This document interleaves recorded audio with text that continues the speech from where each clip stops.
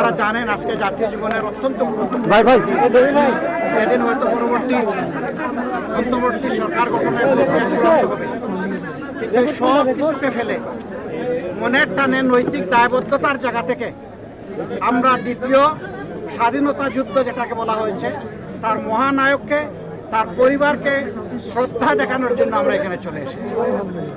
আমরা আমাদের কলিজার টুকরা যুব সমাজ যারা বুক চিতিয়ে গুলির সামনে দাঁড়িয়েছিল, যারা আত্মত্যাগ করেছে, যারা দুনিয়া থেকে বিদায় নিয়েছে, যারা পঙ্গু হয়েছে, তাদের সকলের প্রতি আমরা গভীর শ্রদ্ধা নিবেদন করছি।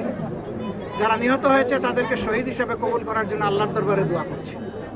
আমরা এসেছিলাম আমাদের নৈতিক ঋণ পরিশোধ করতে, এই পরিবারের প্রতি, এই এলাকার মানুষের প্রতি।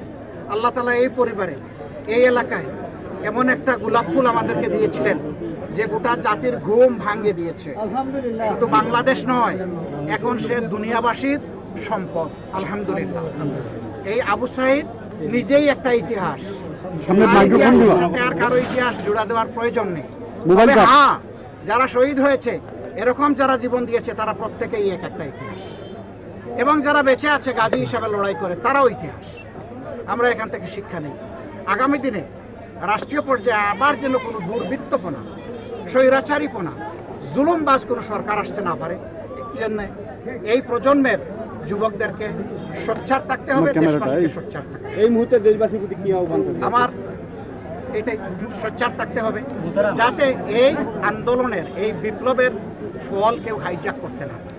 কোনো মন্তব্য, সে রাজনৈতিক শক্তি হোক, অন্য কোনো অপশক্তি হোক, আমরা কাউকে এলাও করব। আমরা প্রত্যেকেই এক একজন পাহারাদার হিসেবে জাতির অধিকারকে ইনশাআল্লাহ আমরা বাঁচিয়ে রাখার চেষ্টা করব। আল্লাহ আমাদেরকে তৌফিক দান করুন। আপনাদেরকে অসংখ্য ধন্যবাদ। আপনারা কষ্ট করে এসেছেন, আপনারা জাতির বিবেক, আপনারা আপনাদের এই আওয়াজটা, আপনাদের মাধ্যমে আমাদের এই আওয়াজটা আপনারা জাতির কাছে পৌঁছে দেবেন, এটা আমাদের অনুরোধ। এবং আসুন আমরা একসাথে যুদ্ধ করি অন্যায়ের বিরুদ্ধে, ন্যায়ের পক্ষে। দেখেন, এই বিপ্লব আমরা করি নাই, এই বিপ্লব করেছে আমাদের যুব সমাজ। আমি সেদিন প্রেসিডেন্টের ওখানে বলেছিলাম, প্রেসিডেন্ট হাউসে, বিপ্লবের first and last stakeholder হচ্ছে আমাদের যুব সমাজ।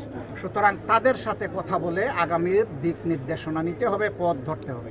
আমরা ধন্যবাদ জানাই, রাষ্ট্রপতি সেটা করেছেন, বাকিটাকে আমরা সম্মান জানাই, এবং সম্মান জানানোর পক্ষে এরা আমাদের সন্তান, এরাই বিপ্লবে, এই আন্দোলনে ভুল করে নাই, আমরা বিশ্বাস করি এখনো ভুল করবে না। ধন্যবাদ।